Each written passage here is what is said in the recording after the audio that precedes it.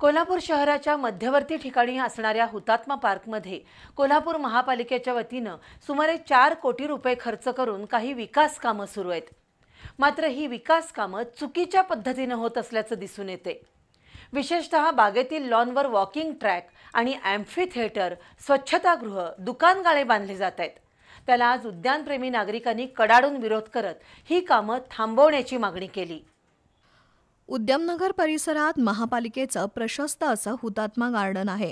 कोल्हापूर शहरातील हे प्रमुख आणि आकारानं मोठं असं उद्यान आहे। सध्या कोल्हापूर महापालिकेच्या वतीनं हे उद्यान विकसित करण्याचं काम सुरू आहे। त्यासाठी सुमारे 4 कोटी रुपये खर्च केले जाणार आहेत। उद्यानाच्या विकासाला नागरिकांचा विरोध नाही, पण चुकीच्या पद्धतीनं सुरू असणाऱ्या विकास कामांना आज या परिसरातील नागरिकांनी कडाडून विरोध केला। उद्यानातील हिरवळीवर वॉकिंग ट्रॅक आणि ॲम्फी थिएटर बांधलं जाणार आहे, त्यामुळे इथला प्रशस्त लॉन संपुष्टात येईल। बागेतच स्वच्छतागृह आणि दुकानगाळे बांधण्यासाठी 36 कॉलम उभारण्यात आलेत, त्यालाही आज उद्यानप्रेमी नागरिकांनी कडाडून विरोध दर्शवलाय।